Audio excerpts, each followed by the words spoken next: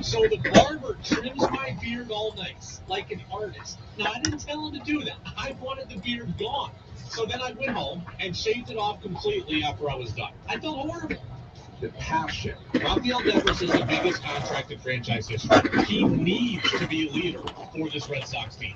The opinions are all your favorite team. Are the Patriots close to playoff contention? Yes. Are they close to Super Bowl contention? Hell no. This is the Brady Farkas Show on WDEV AM, FM, and WDEVradio.com.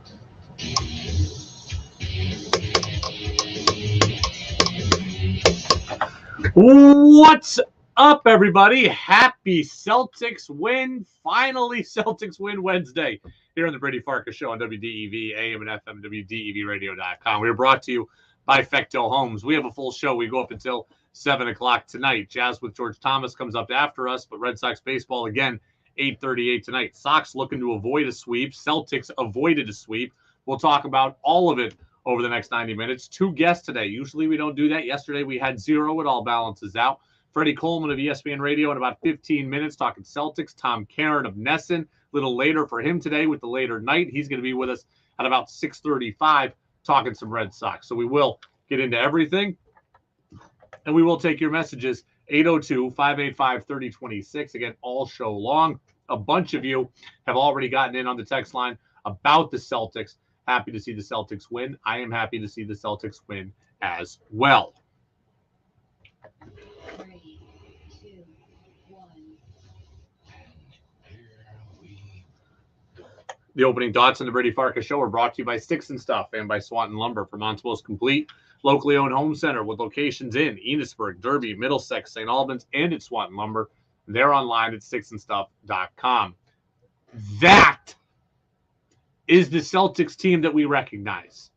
Okay? That right there, what we saw last night, is closer to the Celtics team that we recognize and is closer to the Celtics team that we saw a lot of the regular season and is closer to the Celtics team we hope to see again coming up tomorrow night for Game 5.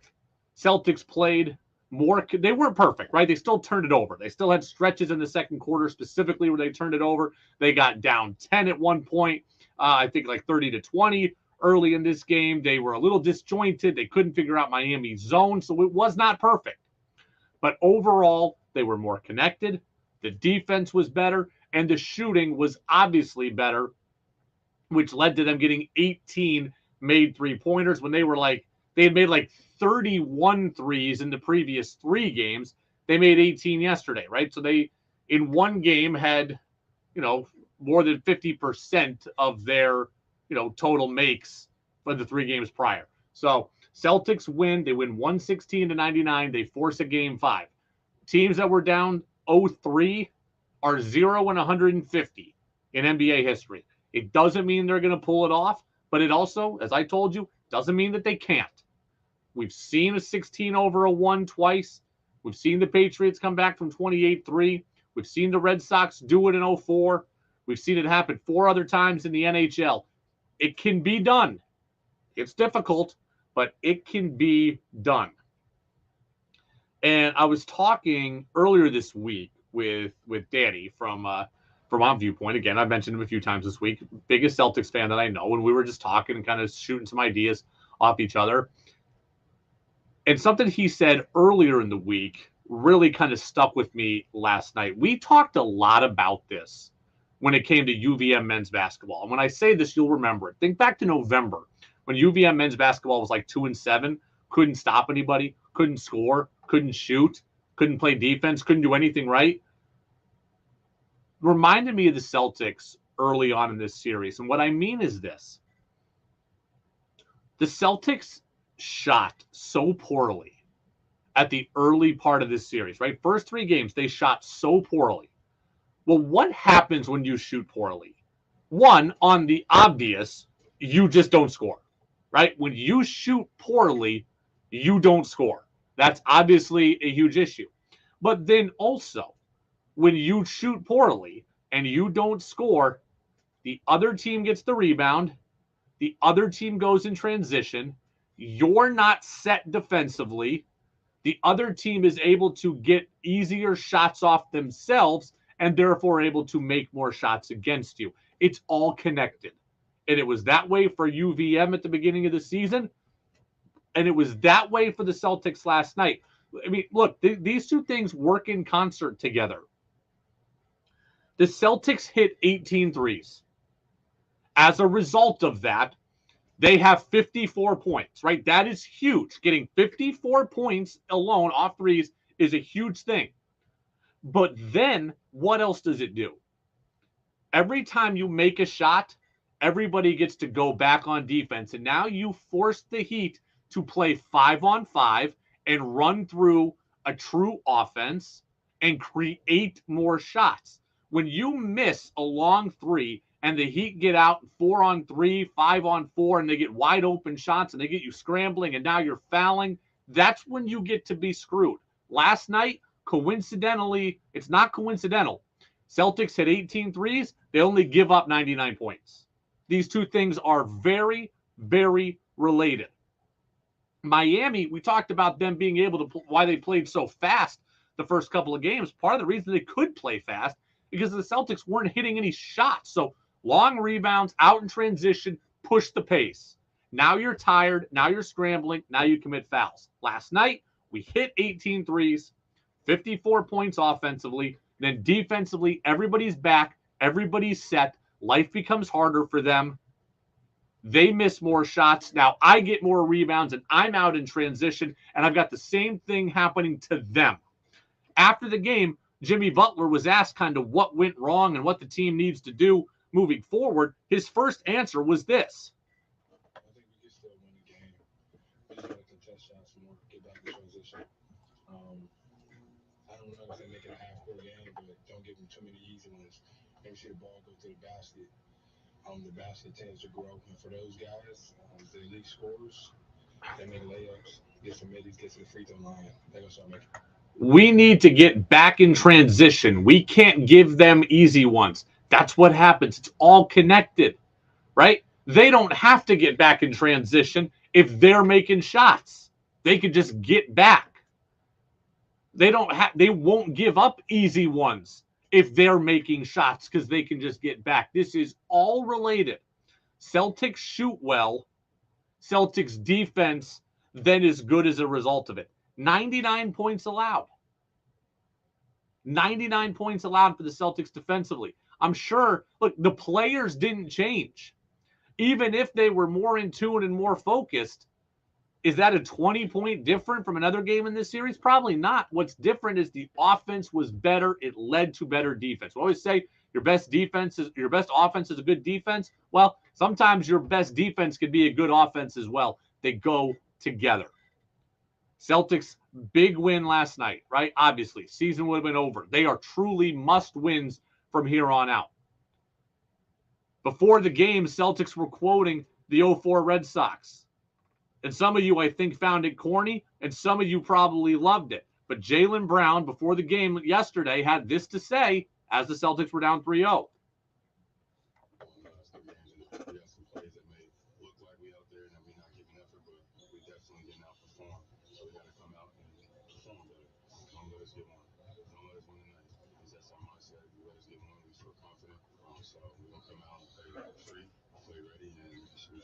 Don't let us get one. Don't let us get tonight. Don't let us win tonight. That's what Kevin Millar said in 04. That's what Jaylen Brown and Marcus Smart are saying in 2023.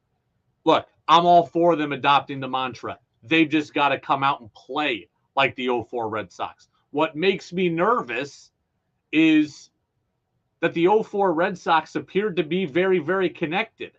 The 2022, 2023 Celtics aren't always connected. And that's why I don't think it's an even comparison, right? People are like, hey, the Red Sox did it. The Celtics could do it. Yes, the Celtics appear to not have the chemistry, in my mind, that the 04 Red Sox had. I am all for them using it, but they need using the mantra, but they need to find the chemistry that the 04 Red Sox had in quick, right? They need to find it in quick. 802-585-3026. Bunch of things coming up on the text line. Kyle in South Burlington Those old enough will remember when the Celtics had two young stars in Paul Pierce and Antoine Walker, but couldn't get over the hump. They played too much as individuals and not as a team. Only when Walker was shipped out and Kevin Garnett came in did they achieve great success. I would propose the Celtics ship out Brown and find that next great leader. Kyle, they just won, right? They just won. Who, come on.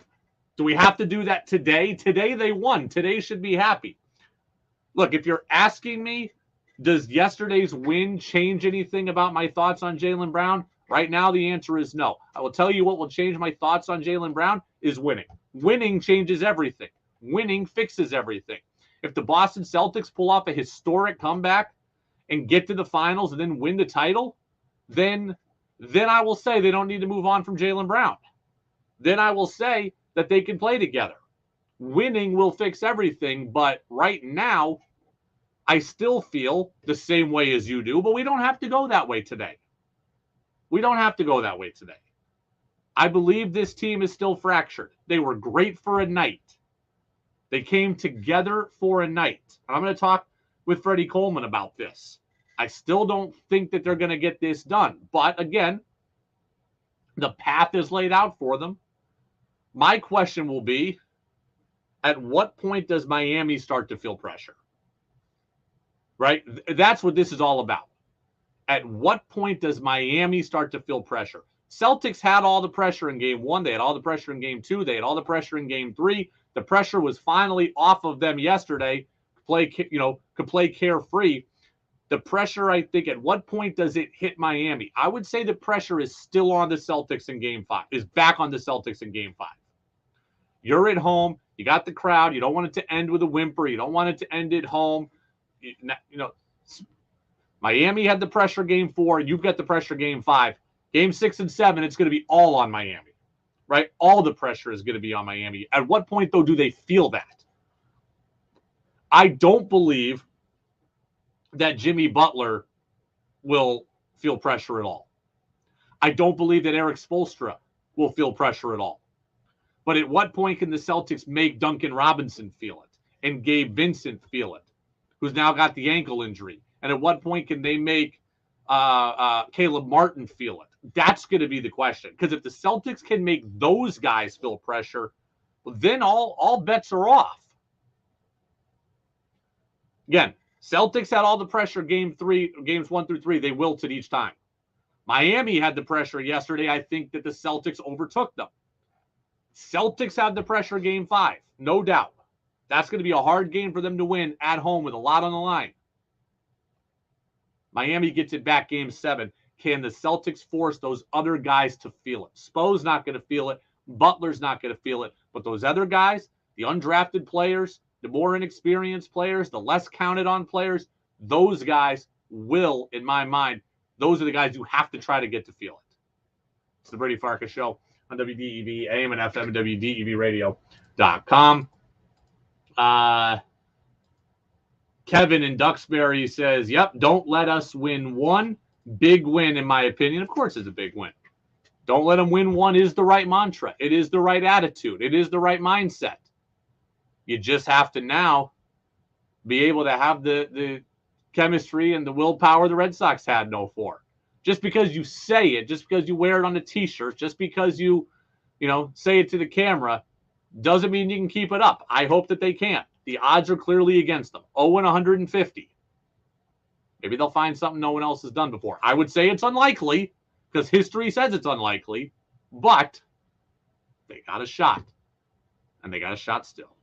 Freddie Coleman of ESPN Radio is going to be with us next. What did he see from the Celtics in their victory over the Miami Heat? Does he think they have a shot to do it? Does he have any differing opinions on Jaylen Brown than I have?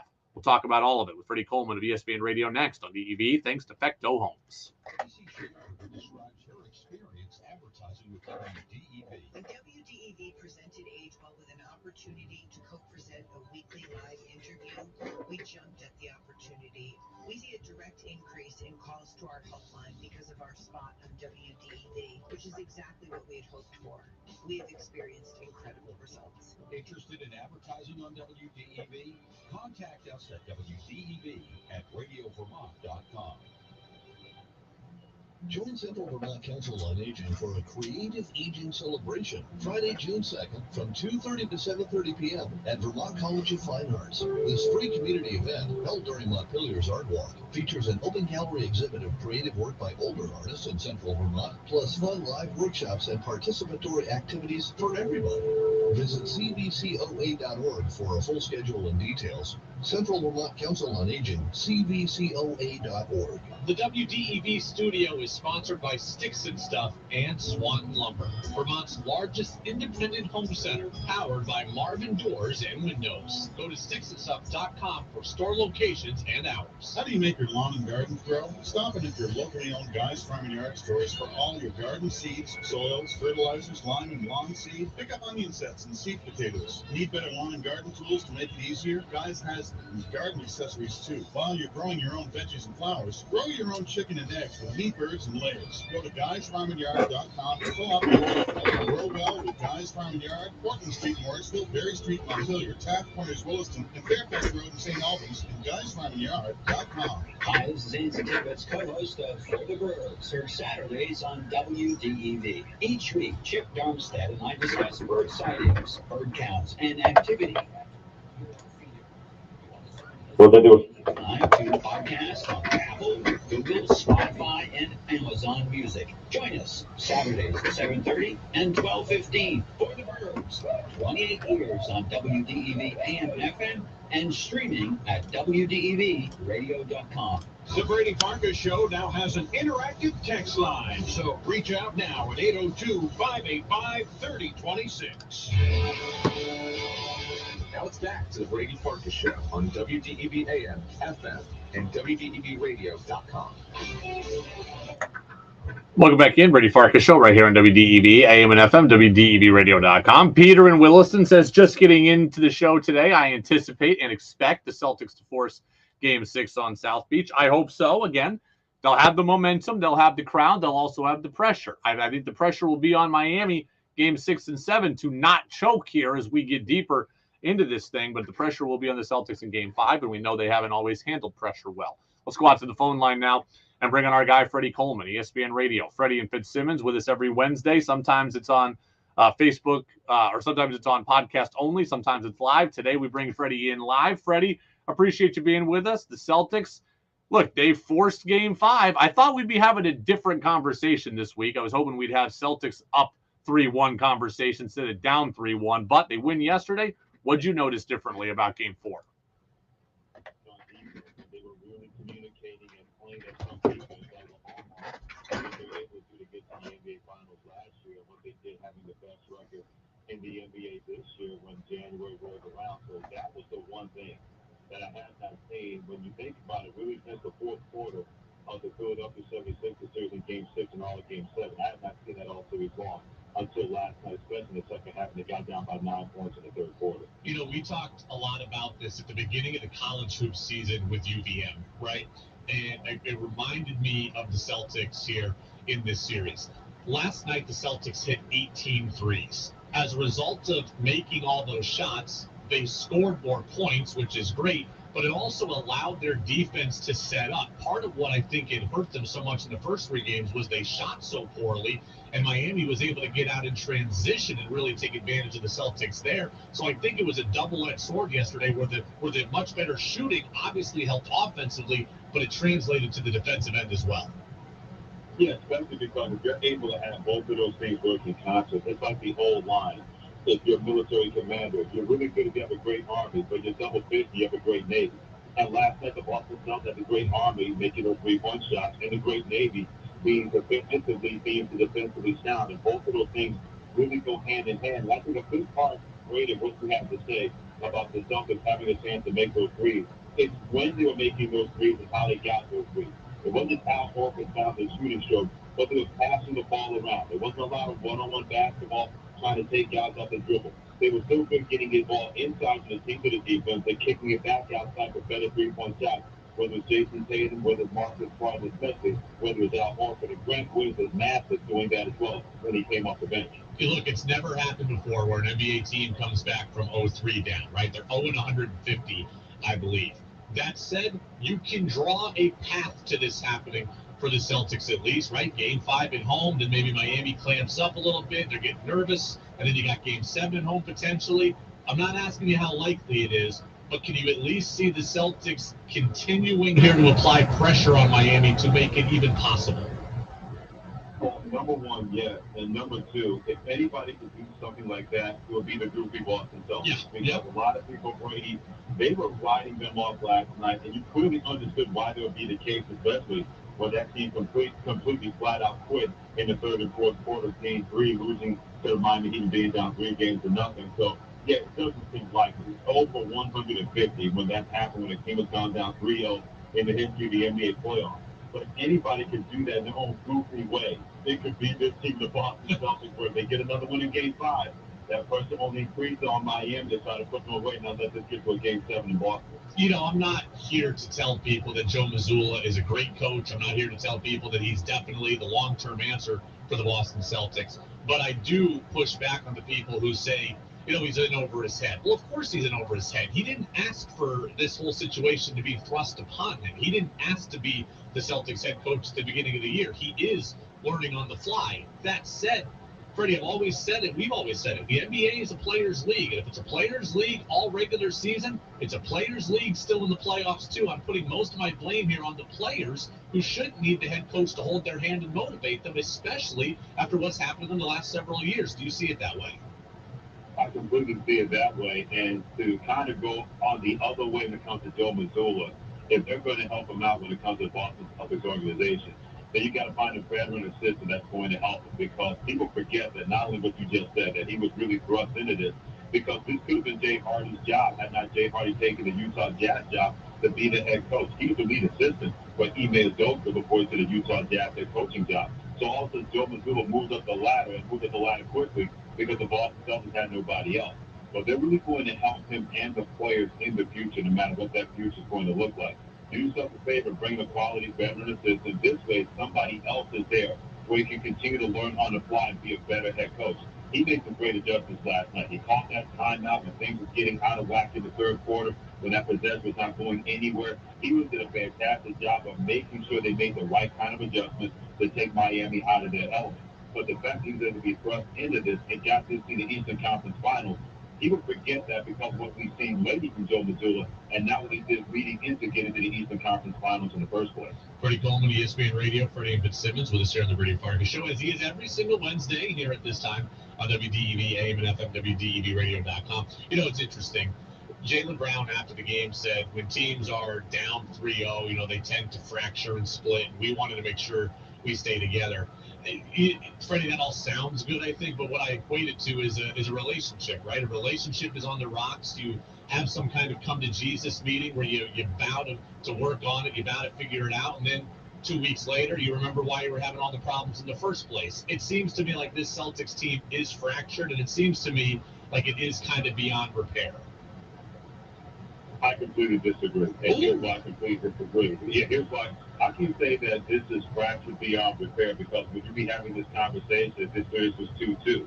Or this series was 3-1 in favor of the Boston Celtics? Of course you wouldn't have that conversation, mainly because a lot of people look at results and determine exactly what's really going on. So I'm not buying that this is a completely fractured relationship. I'm not buying that at all from the Boston Celtics. I don't care what happens in this series. There's going to have to be some conversation, no doubt about that, and what they're going to do going forward. But to say that this relationship, whether it's Jaylen Brown or Jason Tatum, the players and the coaches or whatever's going on in the organization, is fractured beyond repair. If you can miss me with that, I'm not buying that at all. Well, Freddie, I'll push back on you and say, as we've talked about, I've been worried about Jaylen Brown's future in Boston for several months now, right? Ever since the article came out in the Ringer, there might have been an additional article out there as well. He doesn't seem to love Boston, the place. He's resentful of Boston, the organization, as far as, you know, all the constant trade rumors, which I totally get. I think that he's in I wouldn't call it unhealthy, but I think he's in a rivalry with Jason Tatum, where I think he's a little bit tired of playing second fiddle to him, but I think he sees himself as just as good is Jason Tatum. Then you got the Woj report that they're not over Ime Udoka. I got Kevin O'Connor at the Ringer saying that these guys don't really like each other. It's just all kind of added up to me that it feels like it is fractured. Well, unless we're inside that organization, how do we know? To be completely honest with you, I'm not trying to question what those guys do for a living, because that's exactly what they do, but they're not part of the Boston Celtics organization. They're not inside that organization. Now, that could be somebody being disgruntled, giving them that information, and they've been able to run with it because of the trusted source. But I've heard this before, where a team has been fractured, a guys aren't getting along, and you blink your eyes, and they win a championship and everything like that. And that's not to try to sanitize what's going on there, but we don't really actually know. Now, Jaylen Brown has said some things are being dissatisfied with the city of Boston. Hey, take a number on that one. There are plenty of athletes that are dissatisfied with that city, but wind up staying in that city and playing for the Bruins or the Red Sox or the Celtics or the New England Patriots. The question with Jaylen Brown is, what is he going to do about it? If he believes he's the number one, then the Celtics can get a nice haul for him. If he wants to stay in Boston and have that ride with Jason Tatum, it pushes both of those guys to be better. That's going to push that team to be better. Either way, that's for another day, and that should not take away from the focus. What's going on right now in Boston is that they put themselves in this 3-0 and 3-1 hole. How they're going to find a way to dig themselves out of it, because if they're able to do something like that, that may go a long way of solving a lot of potential problems, current problems that we think are on the surface or below the surface involving the Boston Celtics. Let me move off basketball here. I want to talk about something we talked about yesterday a little bit, these NFL rule changes. I'm for the emergency third quarterback. I'm not for Thursday Night Football flexing. The other one that's out there getting a lot of pushback is the kickoff rule here. Basically, everything's going to be a fair catch and everything's going to be at the 25. Do you think that's just what we're going to see, Freddie, or do you think we're going to see a lot of squib kicks in 2023? Exactly, because coaches are really good at knowing exactly how to use whatever rule changes are going to be there in their favor. And the NFL, they're really, really funny, but not in a humorous way, Brady, in terms of they want to try to make the game safer, which is almost impossible in a violent sport played by violent people. They want to take away an element of the kickoff return, which is a great element in the National Football League. It's a great element in football, but they're so worried about concussion and being sued and having people talk about that they've gone completely the other way. They have to realize that football is what it is. It's going to be a violent sport, and they're going to be injured. They're going to be guys taking risks and putting their health into the hands of the National Football League and in the sport of football. I don't know why we even try to make NFL football flag football when it comes to certain things. And yeah, I don't want bad runners. I don't want dirty players. I don't want cheap shot players. I think if those guys are part of the NFL, you got to do everything you can to eradicate the sport of that. But all of a sudden you're trying to say that we want to take a violent sport and make it less violent. That's like having a boxing match and say, okay, here's powder puff gloves, and go out there and make this work. Because that's what the NFL is trying to do, because they have so much money on the line. They don't lose any penny to any potential concussion lawsuits or anything else out there that they don't even know exactly what could be out there regarding the sport. What I wonder about, Freddie, and look, we are still going to have returns, right? A team's going to be down and need a big play, and a return specialist is going to try something. We still have punts, so there are still going to be returns. But I wonder how many guys are going to lose jobs in the NFL right now. Like, I look at a guy in the Patriots like Matthew Slater and say, would Matthew Slater not even be on a roster if covering kicks is not really part of the sport? Are we going to start seeing less of those extra wideouts, less of those extra DBs, and more linemen or something taken? It feels like rosters are going to be affected by this. You're completely right on that, Brady, because that's the one thing I thought about, that you can dress 47 to 48 players. I'm thinking, well, why not dress 53 players and have those players play on special teams? Well, this completely cancels that to back up your point, because if you're an NFL franchise, if you're a GM, if you're an owner, and you say, why are we paying that guy that kind of money for something that is no longer part of our game, or that we've been able to legislate out of our game, then all of a sudden you're going to have guys like a Matthew Slater, fringe guys, maybe played in college and didn't get drafted, or XFL, USFL players, trying to make a team. And all of a sudden their services are not going to be warranted, because the one thing they can't do to make a team is not going to be there. And then just wonder exactly what is the end game that they think is going to be the possible game, that this is a good thing for the NFL, having a fair catch rule taking place in 2023. Freddie, you're the best. I'm glad the Red Sox are out west. It has afforded us a full show today, which has allowed us more time to get into the Celtics especially. So thank you very much. We'll talk in 7 days, and we'll see where the Celtics are at then. It sounds good. We'll see how goofy it's going to be in it. Absolutely. Freddie Coleman, ESPN Radio. A lot to recap after CBS News. EEV FM Warren, 96.5 W243 AT Berry, 98.3 W252 CU Montpelier, AM 550 WDEV Waterbury. I'm Christopher Cruz in the Washington Bureau. One of rock's most powerful voices has been silenced. Tina Turner died today at her home in Switzerland. Entertainment Tonight's Kevin Frazier says she transcended music. In those early days of MTV, in those early 80s, there weren't a lot of black artists on. So when we saw Tina walking, strutting down the street with What's Love Got to Do With It, you were like, wow. Tina Turner was 83. Veronica Matta's 10-year-old daughter Tess was killed 1 year ago today in the massacre at an elementary school in Uvalde, Texas. I mean, there's really nothing that can ever stop what I'm feeling. That they can bring her back, and they can't do that. At the White House today, President Biden spoke about the killing of the 19 children and 2 teachers in Uvalde. How many more parents will live their worst nightmare before we stand up to come up to establish universal background checks, establish national red flag laws, require safe storage of firearms? Florida's Republican Governor Ron DeSantis is expected to announce on Twitter at this hour that he's a candidate for his party's nomination for president. CBS's Robert Costa. Our latest polling shows Governor DeSantis trailing former President Donald Trump by more than 30 points. The question now is, can he close that gap? But doing so will not be easy.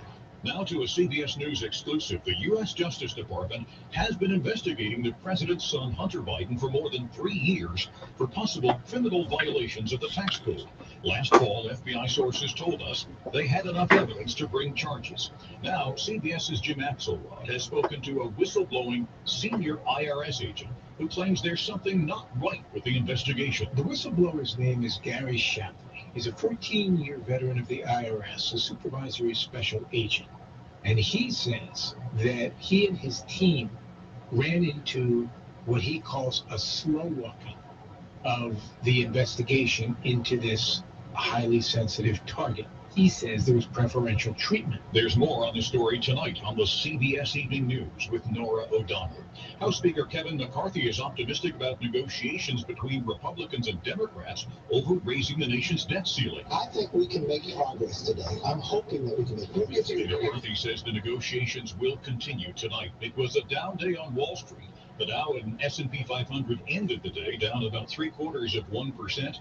The NASDAQ was off by more than 0.5%. This is CBS News. Need to hire quality candidates fast? You need Indeed. Their powerful hiring platform helps you attract, interview, and hire candidates all in one place. Visit Indeed.com/credit.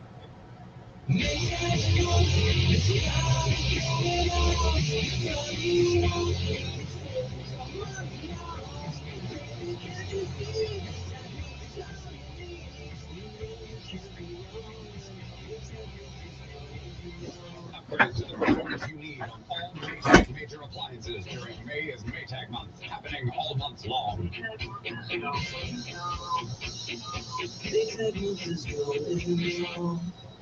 Leroy 71's backed up. What's your 20? Over. Olivia needs more drivers for her trucking company to go the extra mile. Got 3 more stops to make. She wants to hitch a team to drive business forward. Lots of double nickels on the 169. You know what I'm over? This driver shortage. Indeed can help her hire great people fast. I need Indeed. Indeed you do. We instantly connect you with quality candidates whose resumes on Indeed match your job description. Visit Indeed.com/credit and get $75 towards your first sponsored job. Terms and conditions apply. We'll soon be on the road or in the skies. It's the unofficial kickoff to the summer travel season, and it's going to be a busy one. 2023, we're expecting to be the 3rd busiest Memorial Day travel weekend since 2000. AAA spokesperson Aixa Diaz. Nearly 3.4 million travelers are expected to be flying to their destinations. And how about if you're driving? The earlier you can drive or the later you can drive, if you're somebody who likes to drive at night, that's the best in terms of avoiding the most congestion. Stacey Lynn, CBS News. A 4-year-old child is said to be, quote, remarkably okay after being dropped into the United States over a high border wall in Tijuana, Mexico. Surveillance video in San Diego captured the incident. The U.S. Border Patrol says the child crossed the border with 2 adults who had been taken into custody. The agent said they had gunfire as they were looking after the child. Christopher Cruz, CBS News. Think you know sports better than Brady does? Text in with your thoughts at 802-585-3026.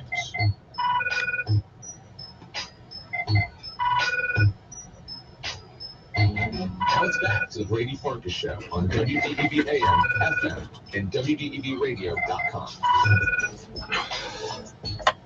Welcome back in, Brady Farkas Show, right here on WDEV AM and FM, WDEVradio.com. Show is brought to you by Fecto Homes. Red Sox baseball comes up tonight at 8:38 with the pregame show. 9:38 first pitch. Remember, Jazz with George Thomas comes up at 7 here. Tom Karen of Nesson will be with us live at about 6:35. We'll do that in about a half an hour. I want to react, though, to something with Freddie Coleman of ESPN Radio. Freddie is great. He always is. And that interview is going to be available after the show on our podcast channel if you missed it.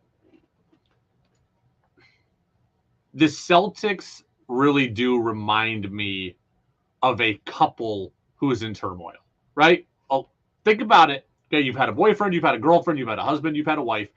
Every single person out there has had some kind of relationship strife. So if you are somebody who has ever had relationship issues, you likely have experienced what I'm about to tell you, right? You're in a relationship, you're having an issue with your partner, with your spouse, whatever, boyfriend, girlfriend. You two are both kind of sick of each other. You two are both upset about things. And then you have the fight, right? You have the fight. And you come together and you talk and you yell and you get emotional and you stay up until 4 o'clock in the morning. And at the end of it all, at 4 o'clock in the morning, you agree, you know what? We're going to try it.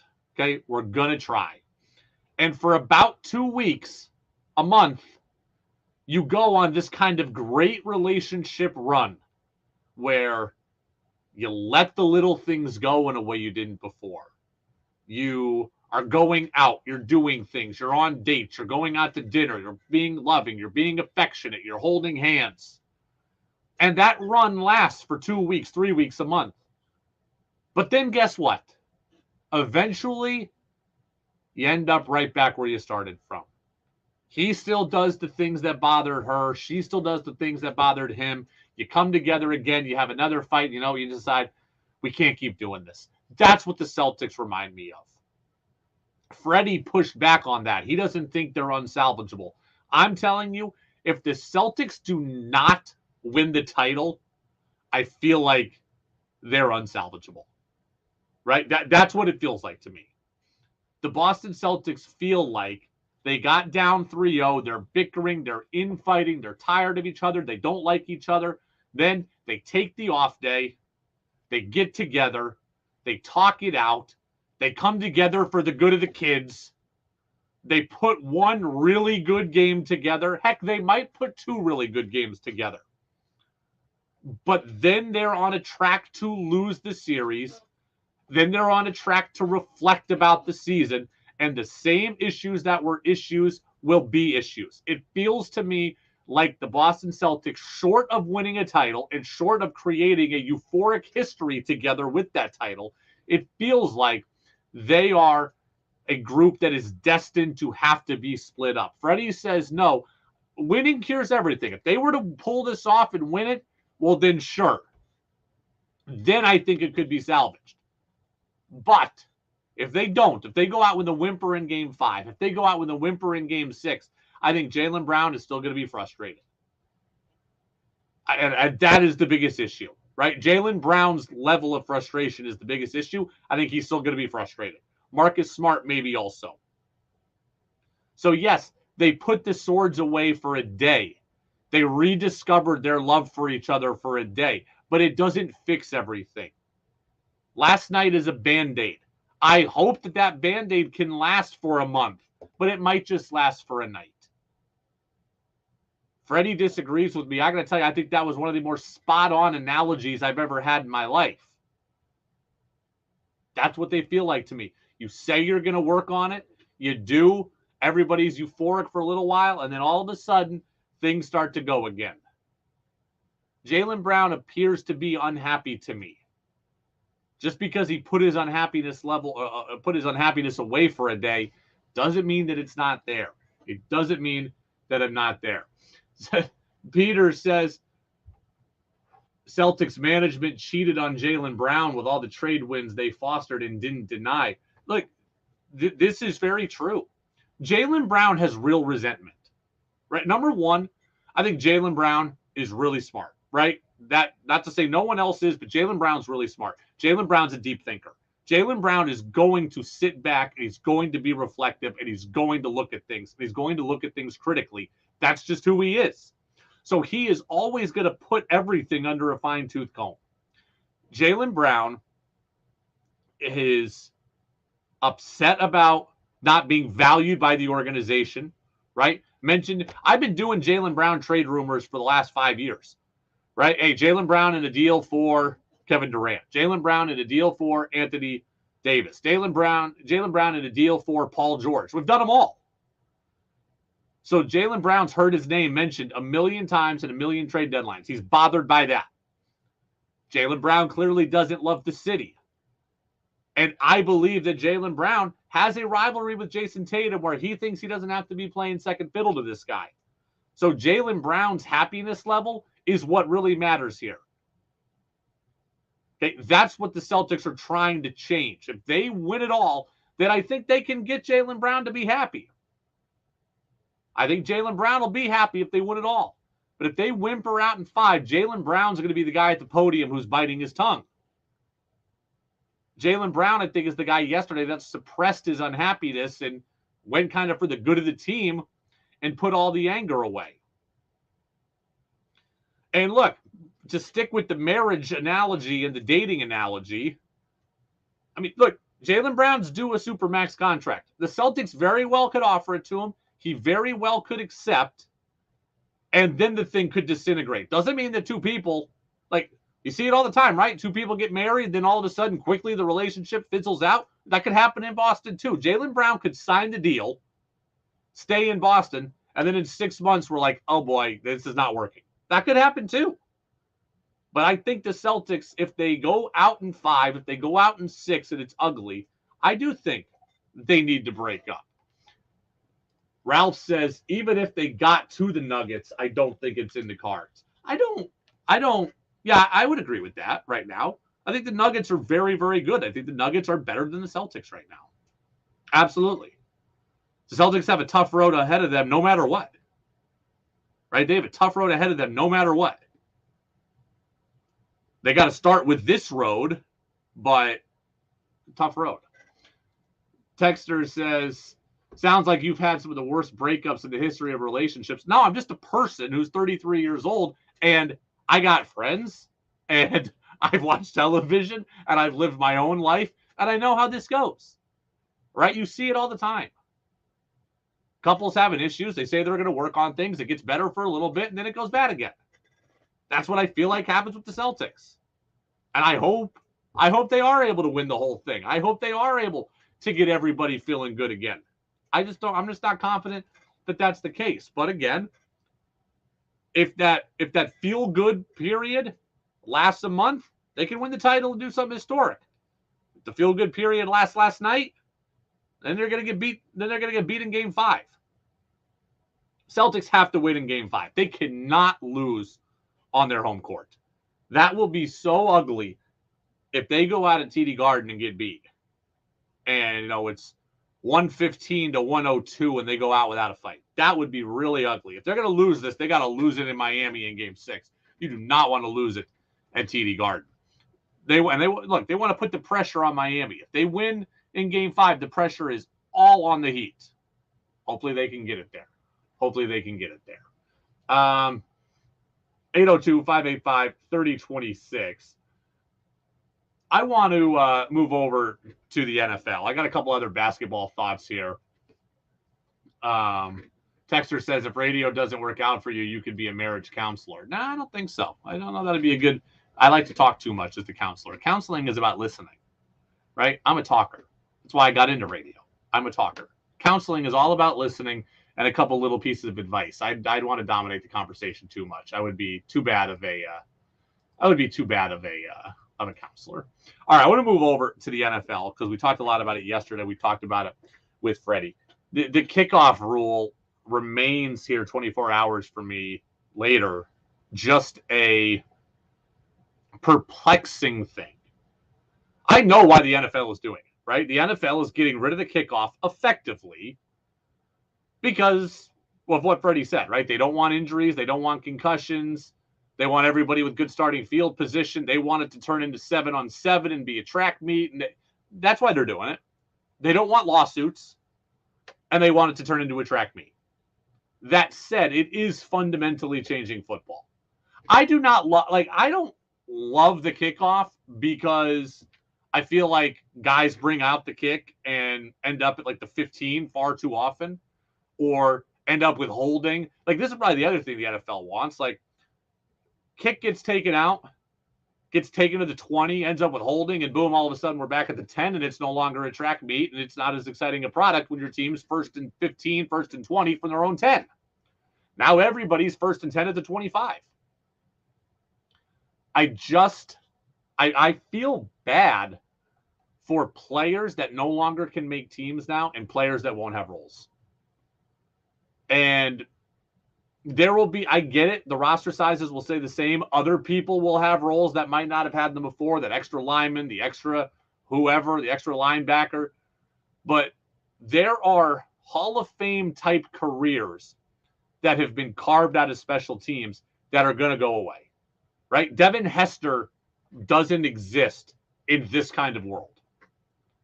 Deion Sanders isn't as great in this kind of world without special teams returns being a big part of it. Steve Tasker, Matthew Slater, Don Beebe. These guys are great players in the history of football that their careers were made or aided by special teams, and they're no longer as important now. When you get a fair catch on everything, the kickoff return goes away, the kickoff coverage goes away. And then, the NFL is going to see, you're going to see squib kicks now, right? You're going to see a lot of squib kicks. They're going to kick it. They're going to squib kick, try to kick it down there, and it's going to get returned by some lineman who's not ready to return it, and he's going to get clocked and going to end up injured too. So I'm not a fan of this. I'm not a fan of the Thursday night flexing. Roger Goodell was speaking about Thursday night football flexing, by the way, and said that it's not inconsistent with player safety. We know that it is. For quite a while, we expanded it to Thursday night. It will be used judiciously as well. It's a very limited time period, and it's also something that what we would consider high bar. We expanded it to 28 days in the context of our fans and making sure that they have appropriate notice if that does happen. But we have data on the safety of the game. There's been no difference. In fact, it's slightly lower on Thursday nights. We don't see that. We haven't seen that in the data since we've been playing since 2006, I believe it is. So we don't think it's inconsistent at all. Teams play one Thursday night game a year, where the difference is that now Roger Goodell and the owners are asking them to do it twice. So Roger Goodell very well might be right when he says that our data shows there's been less injuries on Thursday, or it hasn't been as stark as you might think it is. That very well might be true. There is zero data that talks about doing it twice, and that's what's going to happen here, right? Like let's just picture that the Kansas City Chiefs play Thursday night football on week 6. And then they're put on Thursday night football again, week 16, on a short week for the second time. That doesn't happen. And now it might. And that's the problem.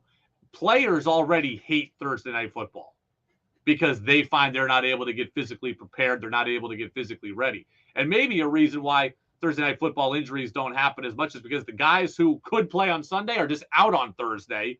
So you end up with healthier players, but guys that could have played if it was 4 days later can't play, or 3 days later. That might be true too. That's probably true, right? Like how many guys that could play on Sunday don't play on Thursday, so they don't go out there. So Roger Goodell's like, yeah, well, see, they didn't get hurt. Well, yeah, see, they couldn't play at all. They just sat. Anyways, you're asking these players to do this twice a season now. In addition to the hassle on fans, and we talked a lot about that yesterday, right? Fans who had tickets for Thursday, who now have to try to go on Sunday, that's hard. Fans who had tickets on Sunday, who now have to try to go on Thursday, that's hard. It's inconvenient, it's unfair, and it's all for streaming revenue dollars. We said it yesterday. Adam Schefter of ESPN said it today. The NFL wants to make their Amazon Prime product great, so they want all the best games they can get on Thursday. I don't even love it.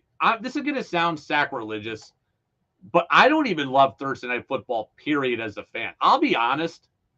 I loved when football was just on the weekend and Monday night. Okay, I like Saturday Night Football at the end of the year. I do. When college football's done, Saturday Night Football at the end of the year, I like.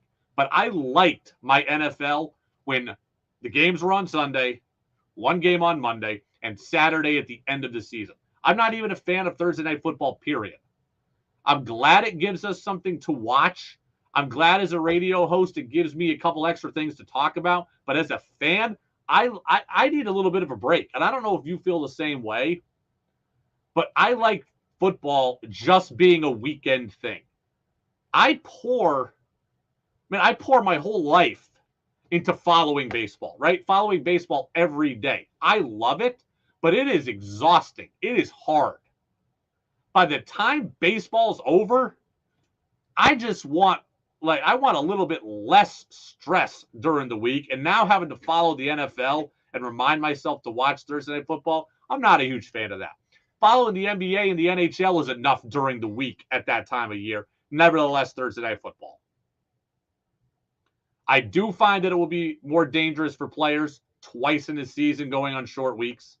I do find that it's unfair to fans who now have to, again, arrange plans to physically go to a game and now arrange plans in terms of buy a streaming service. And I just find it's unnecessary. I find Thursday Night Football in general to be unnecessary. Texter says, agreed on the kick and punt return specialists who are game changers. Brian Mitchell, Eric Metcalf, Josh Cribbs, let alone Gale Sayers. That's true. And some of those guys, like, again, they were primary return people. Okay, I know Brian Mitchell was a running back, primary return player. I know Eric Metcalf dabbled at wide receiver, return player. Gale Sayers was a running back, fine. But Josh Cribbs, he's a return man. These guys now don't have jobs or might not have jobs. I will be very interested to see. I'll tell you, as a coach, I would probably almost always tell my guys to fair catch the ball. Honestly, I think there's way too much risk that can happen returning the kick than just getting a fair catch at the 25, right? Like, for every big return that you break out to the 37 or the opponent 40, or for every touchdown, right? For every one of those, you end up with like 4 penalties back inside your own 10. You return it out and you shouldn't. Now you got it at the 16. You fumble it, whatever. So to me, the risks of the kickoff return far outweigh the benefits. So if I'm a coach, I'm never returning the kick unless I have to via squib kick or I'm down late in the game and I do need a spark. I'm almost always taking the fair catch. And my kickoff coverage people are not worth it. And my return people are non-existent. Texter says, agree. Thursday Night Football product also hasn't been as good as the weekend games. Well, that's why they're trying to, you're making their point. That's why they're trying to get the streaming. That's why they're trying to flex, because they want the Thursday night games to be better. They want them to be more valuable to Amazon. They're also going to flex Monday night, which is also a huge hassle for the fans. It's only one day for the players, so it's a little less dangerous, but it's also a hassle for the fan.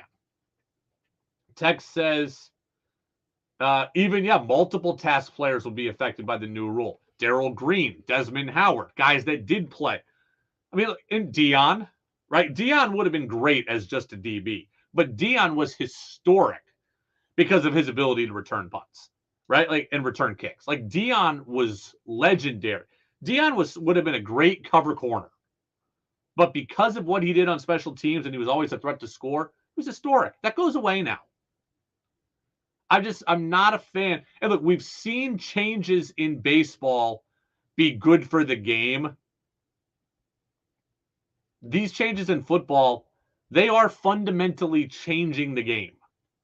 And I get some of the stuff that's happened in baseball has likely fundamentally changed the game as well, but we largely like them.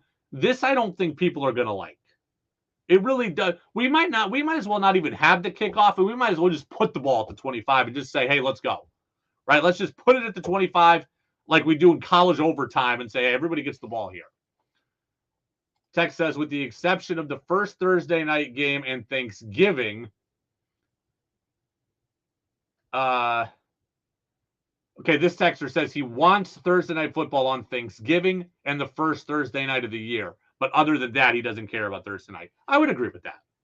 Right? I like Thanksgiving on football on Thanksgiving. That's absolutely true. I don't need football on Black Friday, which is like football. This is what frustrates me. I love football, and we talk about it a lot. But football feels this right to just overtake every other sport. And I get it, it's a business, and they want market share, and they want money, and they want more revenue, and that is all understandable. I truly do get that.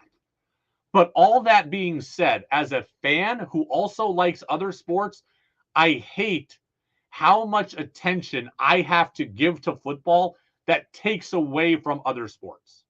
Does that make sense? And I don't know if you feel that way also.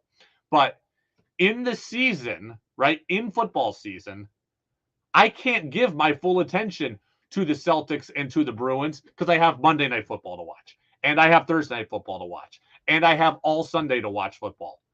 And I got to watch college football on Saturday. You wonder why, Brady, why don't you talk more Celtics or Bruins? Part of the reason is because I've been forced, like all of you, to focus on football on more than just Sunday. And therefore, we have to talk, like, that's what we're watching, so that's what we're going to talk about. As someone who likes basketball, I can't watch the Celtics on Monday or Thursday now. I can't watch them on Sunday. I can't watch them on Saturday unless it's Saturday night because I'm watching football. Baseball playoffs conflict with football. It's very, very frustrating. And then football now wants to take over Christmas, and football now wants to take over New Year's, and football now wants to take over Black Friday. I am not for all of that. If Christmas Eve is on a Sunday, then great. Then let's have football. But if Christmas Eve is on a Tuesday, I don't need football. If Christmas Eve is on a Wednesday, I don't need football. If Christmas Day is on a Thursday, I don't need football. I like that baseball has Memorial Day and baseball has July 4th. I like that basketball has Christmas Day. I like that the NHL gets part of New Year's Day with the Winter Classic. That's the only one that I really care about. I like that college football has New Year's Eve and New Year's Day. And I don't need the NFL just infringing on all of it just because it's their God-given right to. So it frustrates me. I love football, and I love watching it. And I am going to get sucked into watching it like all of you are. But I don't love Thursday night football in general. I hate the flexing. I hate what it does for the fans. The rule changes. Again, emergency quarterback, great. A couple of years ago, challenging pass interference, garbage. This kickoff rule, garbage. Andy Reid said today, at what point does it become flag football? I mean, yeah. At what point does it become flag football? It's the Brady Farkas Show on WDEV, AM and FM at WDEVradio.com. It is 6:29. Tom Caron of Nesson is going to be with us in about 6 minutes from now. We'll talk Red Sox with him. Speaking of the Red Sox and speaking of all this holiday coverage, there's something I'm absolutely livid about involving the Red Sox. And I'll tell you what that is next. And we'll get to TC on DEV, brought to you by Fecto Homes.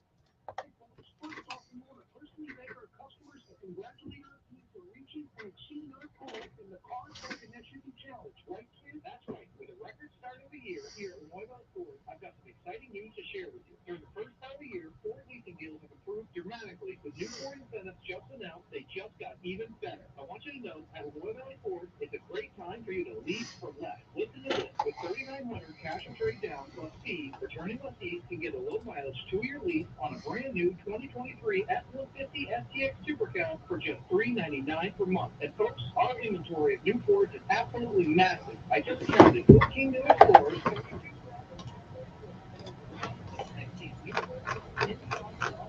Yeah, again, a bit of 130, which is better than we expected. Yeah, they've been quick game.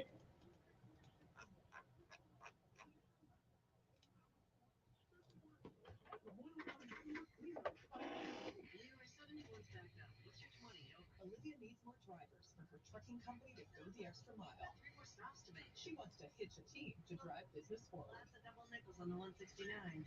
You know what I'm over? This driver shortage. Indeed can help her hire great people fast. I need Indeed. Indeed you do. We instantly connect you with quality candidates whose resumes on Indeed match your job description. Visit Indeed.com/credit and get $75 towards your first sponsored job. Terms and conditions apply.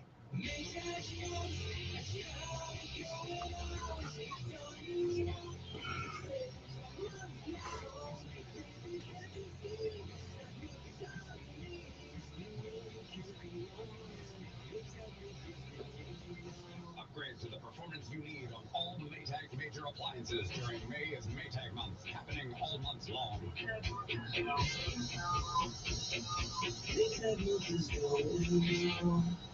Parents, did you know that May 29th is National College Savings Day? The date highlights the importance of 529 savings plans in helping families prepare for future college or training. With Vermont's 529 plan, sponsored by VSAC, your savings can grow tax-free. Even small amounts add up, making preparing for college or training easier. Learn about 529 savings, open an account, or contribute to an existing account at vsac.org/save. Hi folks, this is Peter Burke. Join Joel Nashman in the Garden Saturdays at 12:30. Don't try to do it alone in the garden. Call in with questions, for advice, or just to share your successes in the garden. Brought to you in part by The Willie's Store, family owned since 1900 in Greensboro. Holly Construction, Gregory Drive, South Burlington. One call does it all. And your locally owned Montpelier Agway, East Montpelier Road. The world is a constantly changing place, and being informed has never been more important. This is Steve Kathan. WDEV, Vermont's news station, and CBS provide you with up-to-the-minute news and information. Whether it's top and bottom of the hour news, breaking news, or special events, if Vermonters need to know, you can trust that WDEV and CBS will inform you. WDEV, keeping an eye on Vermont, while CBS keeps an eye on the world. Your chance to be part of the show is on the text line at 802-585-3026.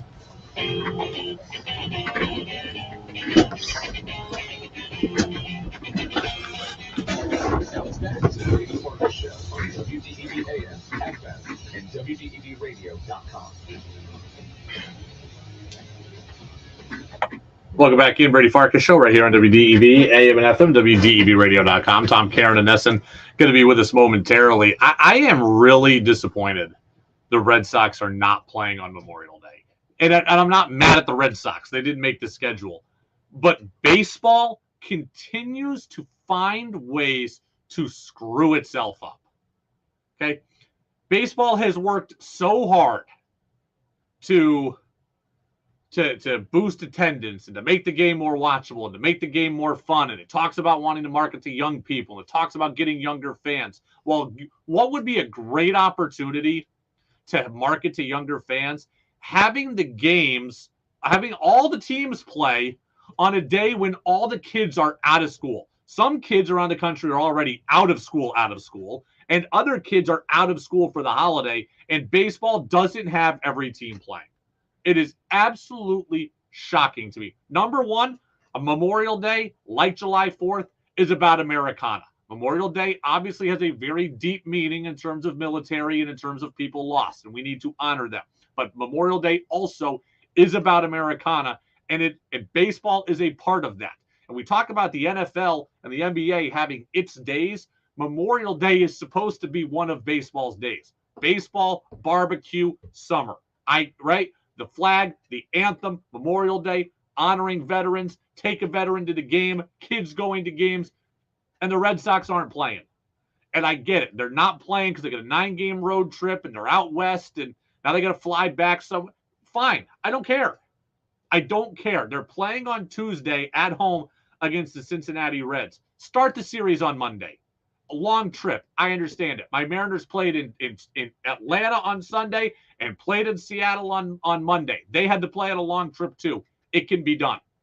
Baseball belongs on Memorial Day. Baseball belongs on July 4th. And the Red Sox aren't playing on those days, aren't playing on Memorial Day.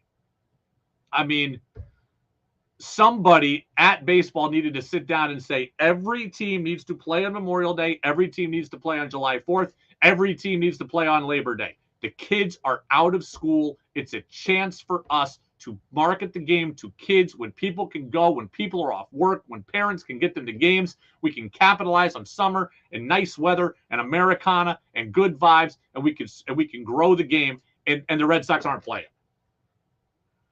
Like, this isn't about me. Like, would I rather not work on Memorial Day? Yeah, to be perfectly honest with you, I'd rather not work on Memorial Day. I wish the Red Sox were playing. But it's not really about me. It's about just baseball continuously shooting itself in the foot. How you don't have a game on a day when kids are universally out of school and a lot of parents are universally off of work. And it's supposed to be a day for you to celebrate summer and celebrate patriotism, things that baseball does well typically. You don't take it. It's just absolutely just infuriating to me. Absolutely infuriating to me. I'm going to talk to Buster about it tomorrow. Like, I can't imagine. Like, I'll pull up the quick schedule here for Major League Baseball and see how many teams are not playing. There's 30 teams in baseball. If the Red Sox aren't playing, clearly somebody else is not playing as well. Let's look and see how many games are on Memorial Day. Okay. May 29th, there are 1, 2, 3, 4, 5, 6, 7, 8, 9, 10, 11. There are 11 games on Memorial Day. That means there are 22 teams playing and 8 teams are off. That is embarrassing for the sport. Embarrassing for the sport. I'm going to ask Buster about it tomorrow. I'm not going to ask TC about it now. TC is calling in. Tom Caron, our Red Sox insider over at Nesson, as the Red Sox play today, looking to avoid a sweep against the Angels. TC, these late start times, I hope you got to sleep in. I hope you're well rested.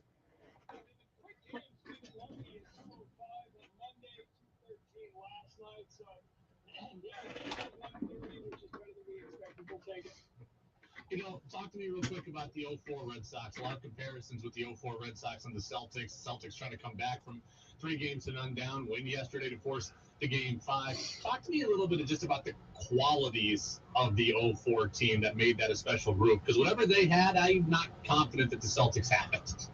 Yeah, I mean, that's the problem, right? A lot of what we're talking about with the Celtics over the losses here is kind of character issues. The infighting and the hero ball, the not pulling together. I think what really characterized the 04 Red Sox was the fact that they were idiots, self-proclaimed idiots who didn't think about the past, didn't care about individual accolades, didn't care about anything other than trying to win the next game. Now, I'll tell you one difference that favors the Celtics. The Yankees were the favorite team. They were the better team. They were the division winner in 2004. The Red Sox were the wild card. Unlike here, I mean, Vegas is going to pick the Celtics as the favorite for every game they continue to play after winning last night, right? They were favored in Game 5. They win that. They were the favorite in Game 6. They win that. They were favored in Game 7. And then the Celtics weren't the favorite team. So the Celtics are the more talented team in this series. So why not that? Well, why not is because they can't seem to get out of their own way. Let's talk about the Red Sox, who right now can't get out of their own way. I guess when they're not playing my Mariners, they elected to not be able to hit. But here they are, 3 games in 3 days. The story of the day, though, is Corey Kluber being sent to the bullpen. And that happened right just before our show. And, TC, I got to say I'm surprised at this because I thought this was going to be a situation where Corey Kluber gets given some phantom injury and goes to the injured list and works on some stuff on his own, on the side. Now he's in the bullpen. He's probably not going to pitch very much. He's not going to be able to work on things. He's not going to stretch out as a starter in case they need him for depth purposes down the road. I actually don't really agree with this. What do you think? Well, I agree with getting him out of the rotation. You have to now. The other 5 guys have shown that they deserve the opportunity to remain a 5-man rotation.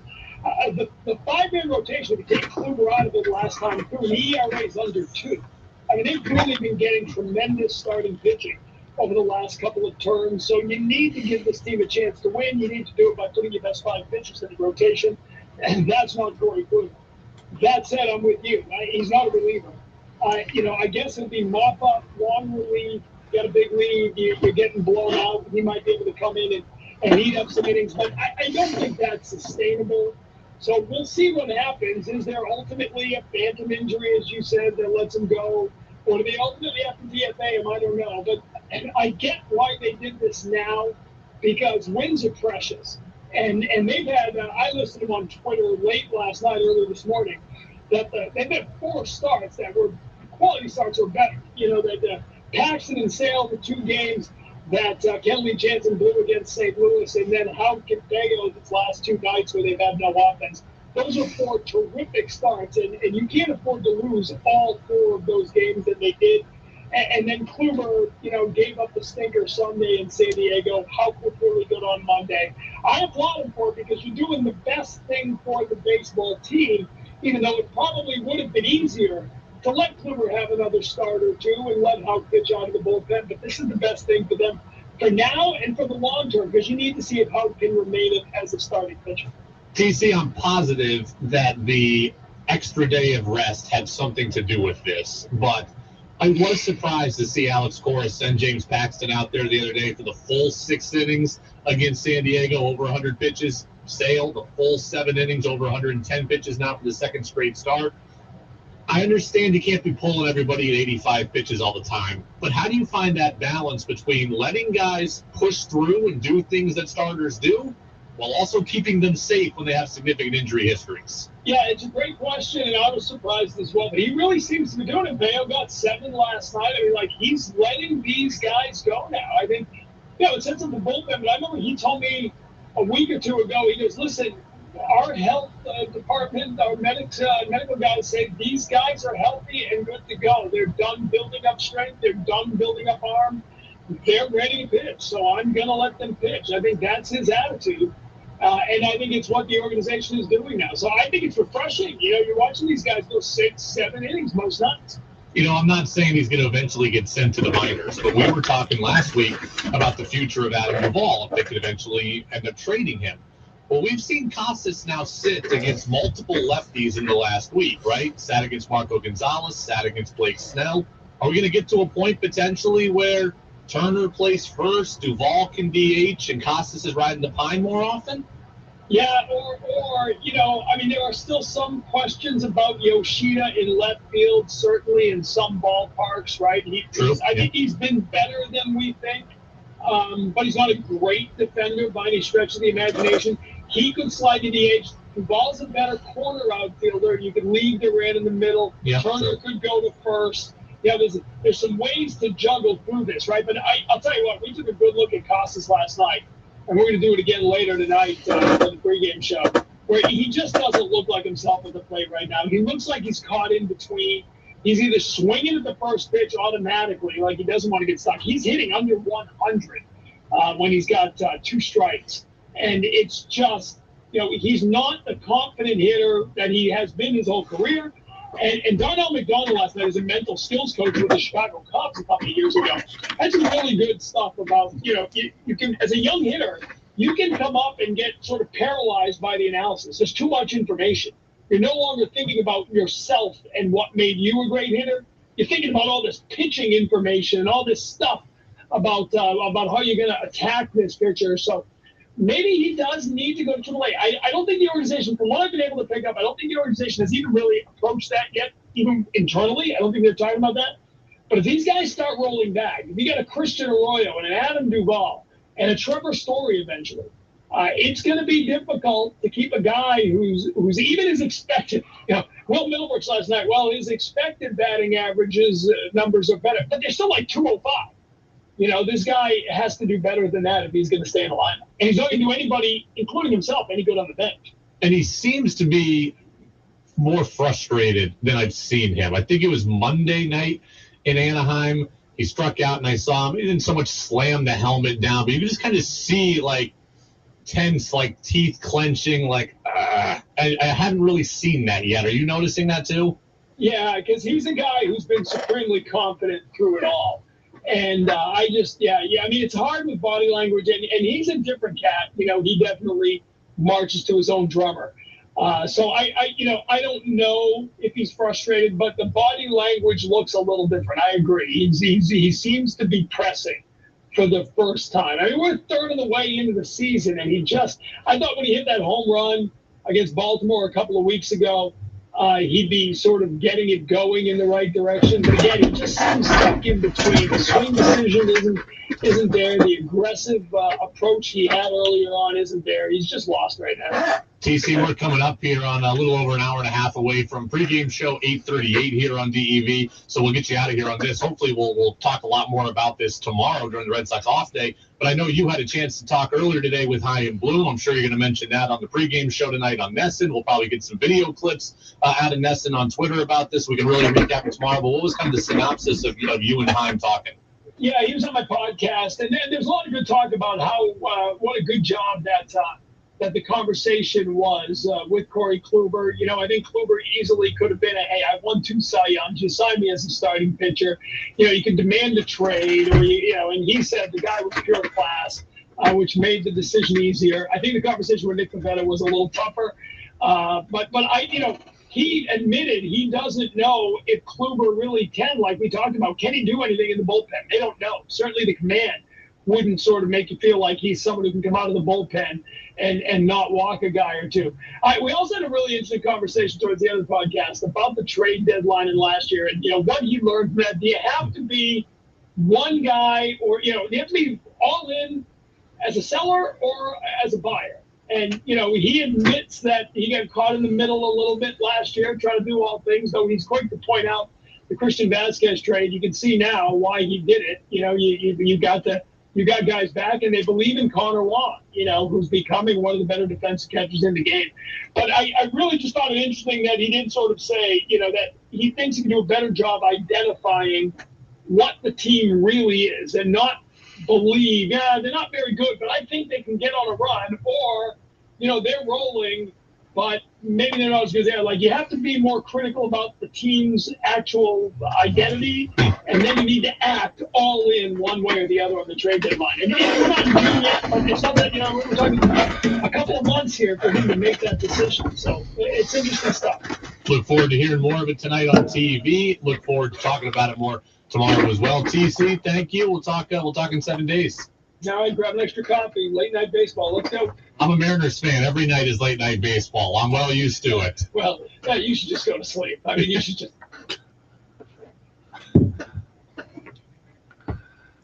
Absolutely. There goes Tom Caron, our Red Sox insider at Nesson. Sox baseball begins a little less than 2 hours from now. A little less than 2 hours from now. I said an hour and a half, I think, with TC earlier, but it's 8:38 here with the pregame show and 9:38 with the first pitch. I'm not really in favor of this Kluber move. I don't get this. Corey Kluber does not belong in the rotation anymore, right? He's got an ERA of 6.26. I told you that the other day, but so I'm good with him being out of the rotation, but sending him to the bullpen seems to accomplish nothing for me. One, they're not going to put Corey Kluber into a situation that matters, right? They're not going to. So he's not going to be a part of anything significant in the bullpen. Therefore, he's likely going to go several days without pitching, right? Either all the games are going to be close and they're not going to feel right putting him in, or there will be a blowout. He'll cover 4 innings and then I'll have to sit for 5 days anyways. So he's not going to pitch a lot. He's not going to be of real use to you. You're going to have to send somebody from the bullpen down who might have been useful to you. And Kluber then is not going to get a chance to work on anything, right? At least if you send him to the injured list like I wanted to do, he could work on things, right? He could throw on the side. He could work on things. Now he can't really do that. He's got to be on call every night here, so he can't work on things. He can't fix things, and he can't keep his pitch count up in case you do need him as a starter for if somebody gets hurt.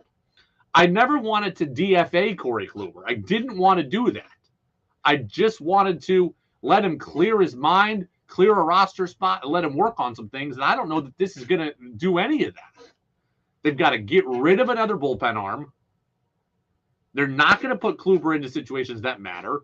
And he's going to go a long stretch without pitching. I'm going to talk with Buster about this tomorrow too, but I'm just not a huge fan of this. It doesn't seem to accomplish what the Red Sox need. Come back and finish it up quick. That's next. I got a quick story to tell you. Another day where I feel old. Another day where I feel old. It's happening more and more often. I don't really like it. Are you looking to get rid of your used mobile home? Here at Pecto Homes, we don't just sell new mobile homes. We also buy used. If you have a used mobile home that you are looking to sell, we can either accept it as trade and apply the value to a new home with us or purchase it outright. We offer fair price and quick removal of your mobile home. So reach out to us for a quote today. Pecto Homes, 350 River Street, Montpelier, or visit us at pectohomes.com for more information. New England Municipal Resource Center, NEMRIC, supporting strong communities by helping local government since 1986. As Vermonters, we know that so much depends on the weather. When you need a reliable local weather forecast, it's literally at your fingertips with the WDEV weather phone. Locally dial 244-1172 or toll free at 1-800-585-1211. Roger Hill's weather forecast is just a phone call away on the WDEV weather phone, 244-1172 or 1-800-585-1211. Make your opinion heard by texting onto the Brady Farkas Show at 802-585-3026. Now it's back to the Brady Farkas Show on WDEV AM, FM, and WDEVradio.com. Yeah. A couple minutes left. Brady Farkas Show here on WDEV AM and FM, WDEVradio.com. Show is brought to you by Pecto Homes. I am feeling very, very old today, and it's happening more and more often now. And I tell you these stories when I feel old. I'm scrolling across Facebook today, right? And Facebook is a cesspool, and I don't really enjoy being on it. Nobody enjoys being on it, but I'm on it. And I'm scrolling through Facebook, and I see a post from my high school, Shenendahowa High School, Clifton Park, New York. I don't even think I followed my high school. So somehow it got posted by somebody, and I saw it. And there it was, the Shenendahowa Athletics High School Hall of Fame induction for this year. 1, I didn't get inducted. That's fine. 2, the people who did get inducted this year in this year's Hall of Fame class are my age or younger than me. I am now old enough to have people I know that are inducted into my high school's Hall of Fame. That is how old I am, apparently. That the class of 2008, now 15 years out, now my classmates and peers are Hall of Famers. Hall of Famers are supposed to be old. I am not supposed to be old. Evidently, Hall of Famers are old, and I am one of them now. Despite not being a Hall of Famer, people I know were Hall of Famers. That doesn't seem right. But evidently, that's the case. Girls soccer player, my class. I'm like, she was in my 4th grade class, and now she's a Hall of Famer at our high school. What the hell has happened to my life? We got 2 brothers who were wrestlers, one of them my age, the other one younger than him by like a year or 2. I'm like, this kid who's younger than me now is in the Hall of Fame? Like, I'm old enough now to have people younger than me in the Hall of Fame. We got a kid in my class from the hockey team, and it was doubled up, hockey and lacrosse, and I'm like, I know all of these people. The High School Athletic Hall of Fame at my high school is supposed to be a bunch of people from like 1978 that I've never heard of and didn't know. But no, it's people from 2008. This is absurd to me, just how old I'm getting, and fast, apparently. I mean, What happened to the days of like inducting the 1994 football team? No, instead we're going to induct all of my classmates who were sitting next to me at graduation instead. I mean, just unbelievable. Not only did I not get inducted, but now everybody I know is getting inducted. And it's like, great. You were in my 4th grade class. Now you're a Hall of Famer. We're old as hell.